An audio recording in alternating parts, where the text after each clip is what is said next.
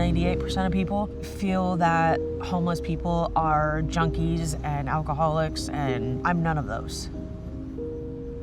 Tonight, I think it was, 36 out, and I mean, I was fairly warm back there. Were you warm, kiddo? Kinda. Trying to maintain my family and get into housing. You know, coronavirus, until it directly affects me, I really want to stop hearing about it.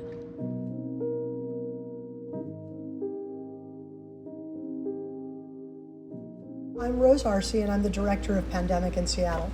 I'm Soledad O'Brien. I'm the executive producer. Pandemic in Seattle is really the story about how public health reacted to the biggest crises that we have had in generations in this country.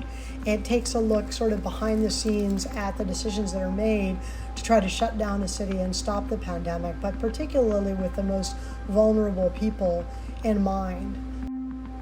We were doing a project on homelessness in the United States and focused on Seattle, when all of a sudden there was just another story, and it was affecting homeless communities. So we were very interested in looking at what happens to people who are constantly in crisis when another crisis hits.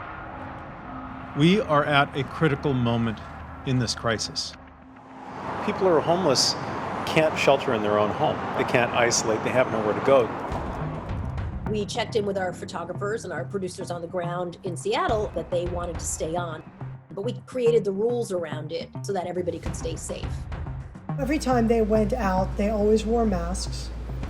They traveled in their own cars. They had hand sanitizer with them, kept a good 6 to 10 feet of distance from anybody they were shooting. The last thing we wanted was for them to get sick, or for them certainly to get anybody else sick. And we were successful. Nobody got sick in the making of this documentary on any end. Stevie, who's kind of the centerpiece of our doc, and her daughter and her boyfriend, Corey, the daily survival issue was so in front of her, like here, every single day. Like, how am I going to work? What am I going to do? Is that job coming back? She had some almost insurmountable challenges facing her. And those challenges were so heavy that coronavirus was almost an afterthought at times. There was a decision for the kids to go to remote learning. You know, where do you go for remote learning when you live in a car and you're a kid without Wi-Fi and a computer? Being homeless, I feel like I'm failing my daughter. I feel like I'm failing as a mother, that I'm not a good mom because we've lost everything.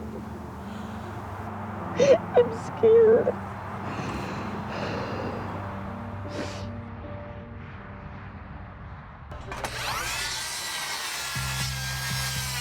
The other thing that we thought was interesting was the number of homeless people who told us, a little bit bitterly, I would say, about, now people want to give us bathrooms. Now they want sanitation. When we've been asking for these things pre-coronavirus, there wasn't such a sense of urgency.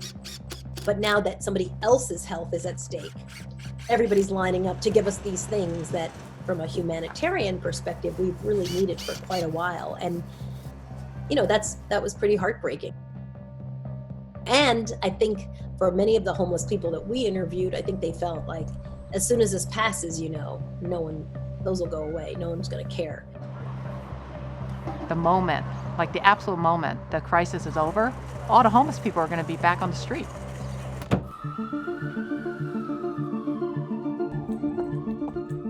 When I heard that this outbreak was in the facility, my first thought was, oh, Hey, Pops!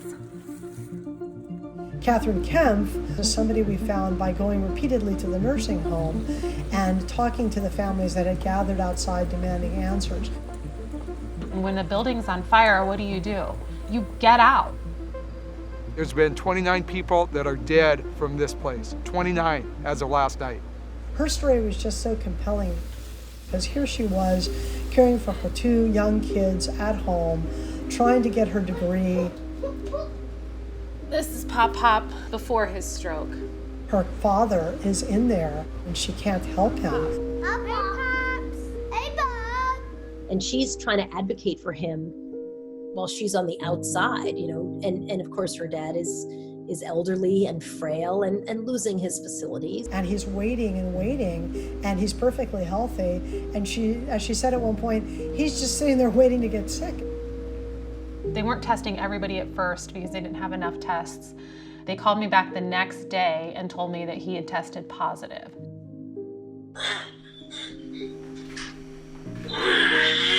Pop, are you okay? Can you breathe? Pop, I love you. Pop, we love you. I'm having a hard time trusting this system right now. So much of this could have been avoided.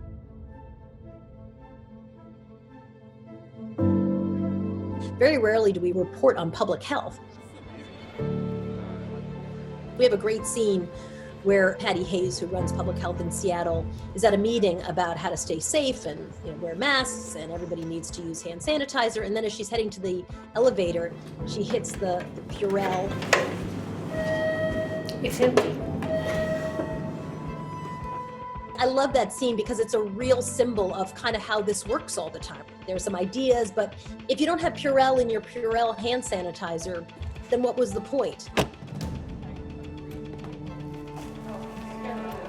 People talk about doctors and nurses aren't really public health. That's the healthcare system, and by the time you've made it into the hospital, public health has kind of failed you. So the goal is to not get into the hospital when you're talking about public health. How do you think about the health of communities writ large?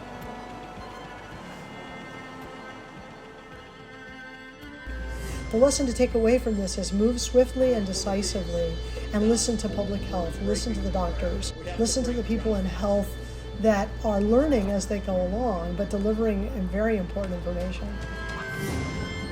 If we would have been paying attention to public health over the last 20 years, we would have been in a lot better space to respond to this.